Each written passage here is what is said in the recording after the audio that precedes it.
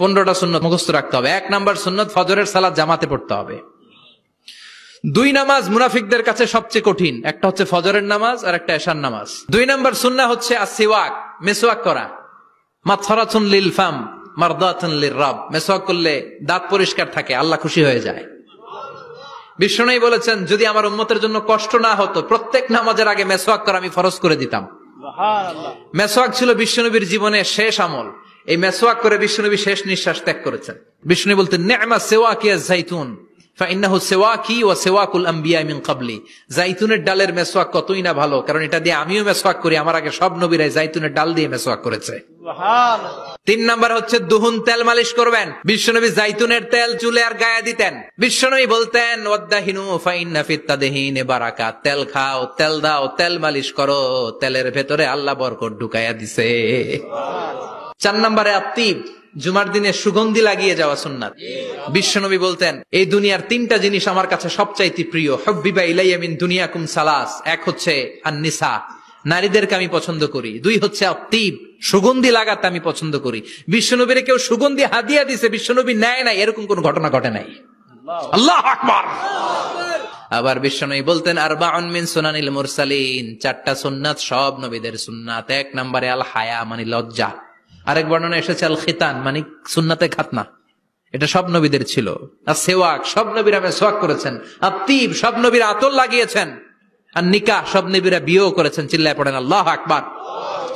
আর লিবাস আহসানা সিয়াব, সুন্দর জামা পরা। নট নেসেসারি যে নতুন জামা হতে হবে, পুরাতন জামাও ধুয়ে আয়রন করে পরলে একটা সৌন্দর্য আছে না নাই? ইন্নাল্লাহা জামিল ওয়া ইউহিব্বুল জামাল, আল্লাহ নিজে সুন্দর, সৌন্দর্যকে আল্লাহ পছন্দ করেন। এরপরে ইকসারুস সালাহ আলান নবী, বিশ্বনবীর উপর বেশি বেশি দুরূদ পড়া। বিশ্বনবী বলতেন জুমার দিন শ্রেষ্ঠ দিন, এই দিন আমার উপর বেশি বেশি দুরূদ পড়ো। ফাইন্না সালাতাকুম মা'রুদাতুন আলাইয়া, কেননা তোমরা যে আমার উপর দুরূদ পড়ো, আমি মরে যাওয়ার পরে এই দুরূদগুলো কে পাঠিয়েছে তার নাম, তার বাবার নাম সহ ফেরেশতারা আমার কবরে দিয়ে আসে। সুবহানাল্লাহ।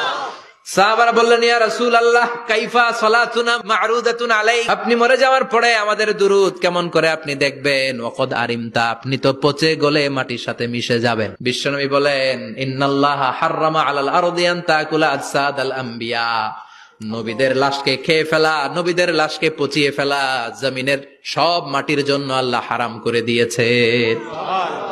এরপরে বিশ্বনবী বলতেন জুমার দিনে সূরাতুল কাহাফ পড়বা, কাহাফ পড়া সুন্নাহ। বিশ্বনবী বললেন সূরাতুল কাহাফ যে তেলাওয়াত করবে ইয়াকুনু লাহু নূর, এই সূরাতুল কাহাফ কিয়ামতের দিন তার সামনে বিশাল একটা আলো হয়ে আসবে। এই আলো দিয়ে পুলসিরাত পার হয়ে ওই বান্দা জান্নাতের ভেতরে ঢুকে যাবে। আবার বিশ্বনবী বলেন যারা সূরাতুল কাহাফের প্রথম 10 আয়াত তেলাওয়াত করবে জুমার দিন, শেষের 10 আয়াত যারা জুমার দিন তেলাওয়াত করবে, দাজ্জালের ফিতনা থেকে তাদেরকে মুক্ত রাখবে কে?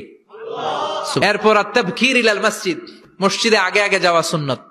আগে যিনি যাবে উনি কি পাবে? তারপরে গরু, তারপরে বকরি, তারপরে মুরগি, মুরগির পরে ডিম না আন্ডা? আন্ডা। আল মাশিউ আলাল ইকদাম, বিশ্বনবী বললেন হেঁটে হেঁটে জুমার নামাজে যাওয়া সুন্নাহ। প্রতি কদমে কদমে আমলনামায় সওয়াব দিয়ে দিবে কে? এরপরে বিশ্বনবী বললেন আদামু তাখাত্তি রিকাবান নাস, মানুষের ঘাড় ডিঙ্গিয়ে সামনে না যাওয়া সুন্নাহ। অনেকে জুমার দিন আসে সবার শেষে বসতে চায় সামনে, এরকম ডাকাইত আছে না নাই? বিশ্বনবী জুমার খুতবা দিচ্ছেন, হঠাৎ এক সাহাবী সব সাহাবীর ঘাড় ডিঙ্গিয়ে ডিঙ্গিয়ে সামনে আসতেছে বুলেটের মতো। বিশ্বনবী বললেন থামো, এজেলেস বসো মিয়া, ফাকাদ আযাইতা ওয়া আনাইতা, আসছো দেরি করে আবার মুসল্লিদেরকে কষ্ট দিচ্ছ।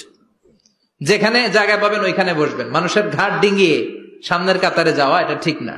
এরপরে বিশ্বনবী বললেন দুখুলুল মসজিদে রাকাতাইন, জুমার নামাজের দিন মসজিদে ঢোকার পরে 2 রাকাত পড়া সুন্নাত। কয় রাকাত? 2 রাকাত। এরপরে বিশ্বনবী বললেন ইনসাত, চুপ থেকে খুতবা শুনবা। তাহলে জুমার নামাজে কথা বলা যাবে না, কেউ কথা বললে চুপ করো, এই কথাটাও বলতে বিশ্বনবী নিষেধ করেছেন। চিল্লায় বলেন ঠিক কিনা?